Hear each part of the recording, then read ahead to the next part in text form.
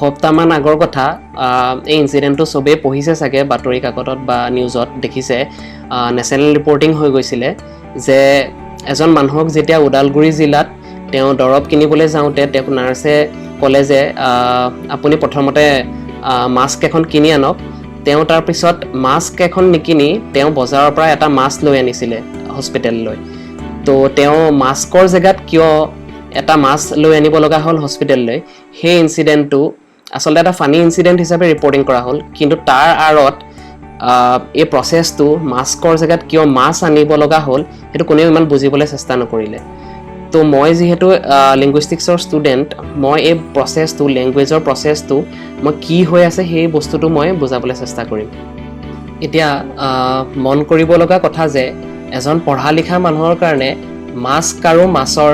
দুটা বেলেগ বেলেগ ইমেজ ফৰ্ম হৈ আছে আমাৰ ব্ৰেইনত এজন পঢ়া লিখাৰ মানুহৰ কাৰণে এই বস্তুটো ডিফাৰেন্সিয়েট কৰিবলৈ আমাৰ বেছি টান নহয় তো এটা মাস্ক আমি যেতিয়া কওঁ সেইটো এটা ফিছ আৰু মাস্ক বুলি ক'লে সেইটো এটা ইকুইপমেন্ট যিটো ইকুইপমেন্ট আমি মুখত পিন্ধো যেটো আমাক বিজাণুৰ পৰা বচায় তো দুটা ইমেজ অলৰেডি আমাৰ এডুকেটেড বা লিটাৰেট মানুহৰ ব্ৰেইনত হেতু ফৰ্ম হৈ আছে তো তাত কোনো প্ৰবলেম নাই কিন্তু যদিও এই দুটা ৱৰ্ডৰ মিনিংটো পুৰা বেলেগ কিন্তু এই দুটা ৱৰ্ডৰ যেটো কনস্ট্ৰাকচন হয় যেটো আমি লিংগুইষ্টিক্সৰ ফোনোলজিক্যাল কনস্ট্ৰাকচন বুলি কওঁ এটো অলমোস্ট একে প্ৰথমতে আহিলে মাছ এটা মাছৰ গঠনটো এনেকুৱা হ'ল যেটো স্ট্ৰাকচাৰেলি তাত ম সাউন্ডটো আছে তাৰ পিছত আ সাউন্ডটো আছে তাৰ পিছত স সাউন্ডটো আছে হেতু হ'ল মাছ আৰু মাস্কৰ গঠনটো হ'ল তাত ম সাউন্ডটো আছে আ সাউন্ডটো আছে স সাউন্ডটো আছে তাৰ পিছত এটা সৰু ক সাউন্ড এটা আছে এতিয়া যেতিয়া আমি এই দুটা শব্দ উচ্চাৰণ কৰো প্ৰায় এনেকুৱা হয় যে আমাৰ মাস্কটো কওঁতে কেতিয়াবা শেষৰ পিনে আমাৰ কটো নুফুটিবও পাৰে কেতিয়াবা উচ্চাৰণ কৰিবলৈ এটো খুবেই দিগদাৰি আমাৰ যেহেতু অসমীয়াত এটো প্ৰসেছ খুব কমন এটো আমি এই প্ৰসেছটোক আমি কওঁ লিংগুইষ্টিক্সত কনসনেন্ট ক্লাষ্টাৰ ৰিডাকচন যেতিয়া দুটা কনসনেন্ট একেলগে থাকে তেতিয়া প্ৰায় বিলাক ল্যাঙ্গুৱেজত অকল অসমীয়া বুলি নহয় তেতিয়া এটা কনসনেন্ট ড্ৰপ কৰি দিয়া হয় এই ক্লাষ্টাৰটো মিনিমাইজ কৰি দিয়া হয় যেহেতু এটা মাস্কত স আৰু ক একেলগে আছে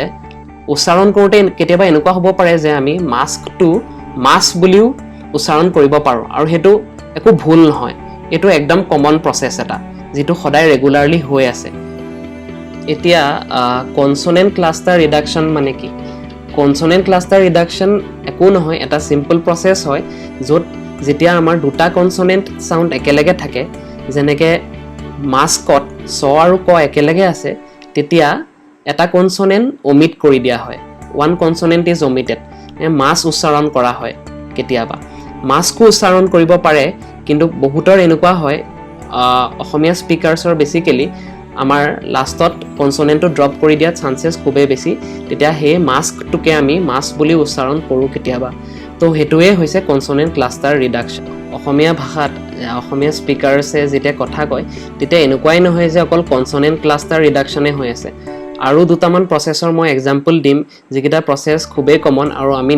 মই নিজেও কেতিয়াবা তেনেকে উচ্চাৰণ কৰো আৰু হেতু কোনো ভুল নহয় তেনেকে উচ্চাৰণ কৰাটো সেই বস্তুটো আমাৰ নেচাৰেলি আহে আৰু হেতু মানুহে তেনেকে উচ্চাৰণ কৰিলে হেতু ভুল নহয় আমাৰ ভাষাত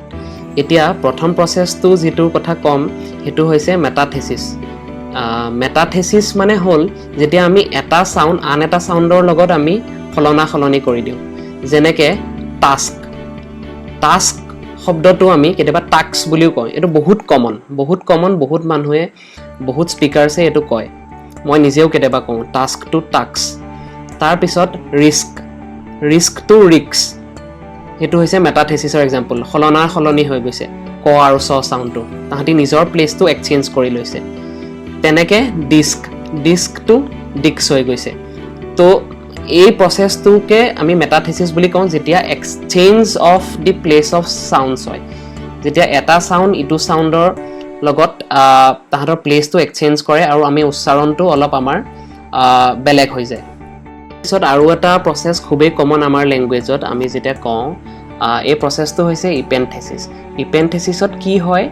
এটা ৱৰ্ডৰ মাজত আমি নতুন সাউন্ড এটা ভৰাই দিও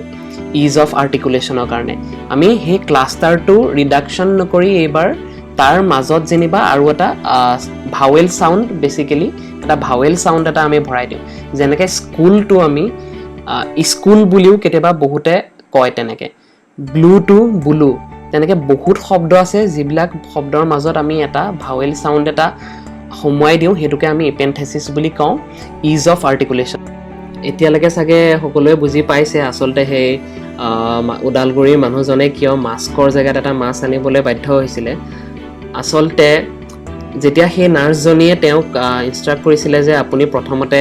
এখন মাস্ক কিনি আনক তাৰপিছত আপুনি দৰৱবিলাক লৈ যাব তেওঁ লৰালৰিকৈ গৈ পেলাই বজাৰ গ'ল বজাৰ যোৱাৰ পিছত তেওঁ এটা মাছ লৈ আনিলে হস্পিটেললৈ আৰু মাছটো লৈ অনাৰ পিছত তাৰপিছত সকলো তাৰ মেডিকেল ষ্টাফ বা তাত থকা বেলেগ ৰোগীবিলাকেও হাঁহিছিলে কাৰণ মাস্কৰ জেগাত এটা মাছ আনিলে হয়তো সকলোৱে হাঁহিব কিন্তু ইয়াৰ আঁৰত যে এই সৰু প্ৰচেছ এটা লিংগুইষ্টিকেলি বা লেংগুৱেজত আমাৰ হৈ আছে